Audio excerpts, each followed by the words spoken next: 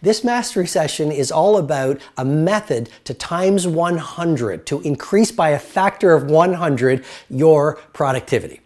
And we live in a world right now where productivity, and in particular what I call exponential productivity, has never been so important. Here's a brain tattoo for you to consider.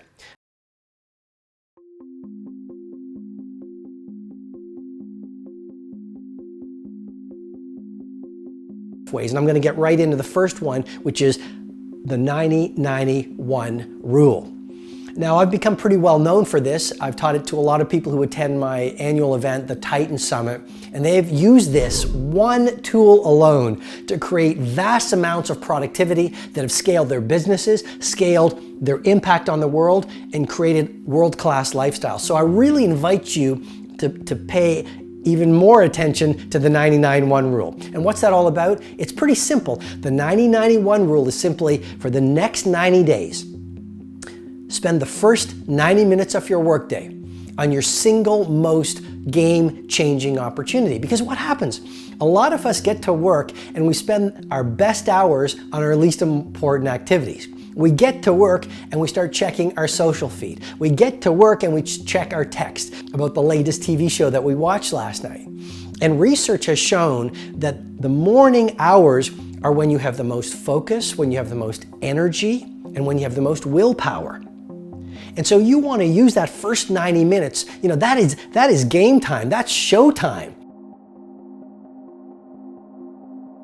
The second piece of technology to create exponential productivity is what I call tight bubbles of total focus. Your environment is so important. And if you look at B performers or C producers, they really don't pay a lot of attention to their environment. And so they get very distracted. There's lots of noises, their phones are going off, maybe there's news in the background, maybe there's messy environments all around them, maybe there's toxic people. What I'm suggesting to you as the second piece of technology to really 100 times your productivity is this. Install environments of tight bubbles of total focus. The way I run my work life, on certain days, I am very hard to reach. And I challenge you with great love and respect, be very hard to reach during key times of your week. I mean, I see a lot of people, and it's not judging them, it's just observing them. Every time their phone rings, they check it.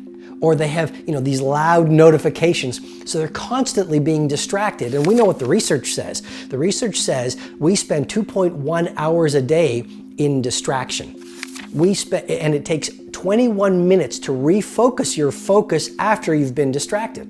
So if you are being distracted by notifications, checking your phone, checking your Twitter feed, checking your Facebook feed, looking on Instagram, checking all the different platforms, that is going to destroy your focus. And the way I do it is I have certain days that I label as creative days. And on those creative days, I actually go device free.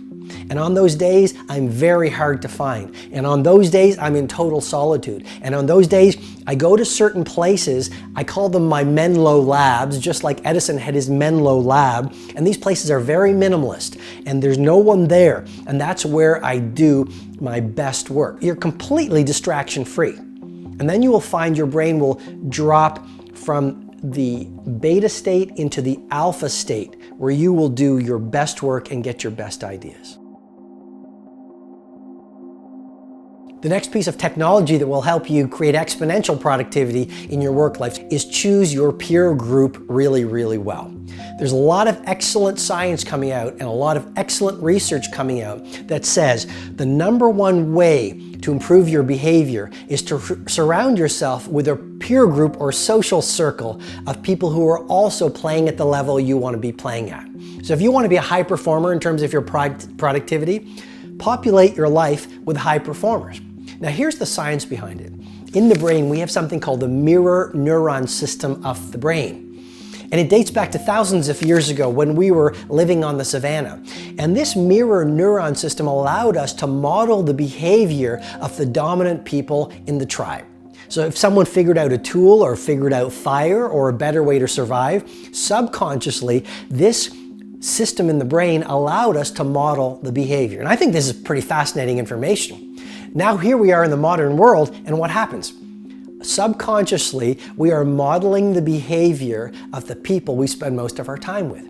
And so if you are around victims, you will start behaving like a victim. If you are around people who are mediocre performers, you will subconsciously start behaving like them. If you're around people who gossip, who are not A players, who do not produce very much, you will subconsciously, because of the mirror neuron system in the brain, start performing like them. And then the final technology for you to create exponential productivity is what I call learned minimalism. So, minimalism is often considered as a design philosophy. What I'm encouraging you to do with great love and respect is to be ultra productive, adopt the mindset of learned minimalism. Now, I've worked with a lot of the most creative and productive people on the planet. I've worked with billionaires and CEOs. I've worked with true titans. Here's one thing I've observed in them. They understand that the secret to genius is not complexity, it's simplicity. If you look at a Picasso of any industry, if you look at a great artist, they didn't fill their work days and their personal lives with a lot of things. They filled them with a few things. I guess what I'm suggesting to you, be monomaniacally focused at being world class at just a few things. And if you look at any great artist, any great entrepreneur, any great business builder, any great author, they were monomaniacally focused on one thing. They were minimalists. And so what I want to leave you with is this. Maybe this year, rather than having 50 projects that you want to achieve at the highest level, maybe pick 3. This year, rather than having 1,000 Facebook friends, maybe go deep and develop 3 really great relationships.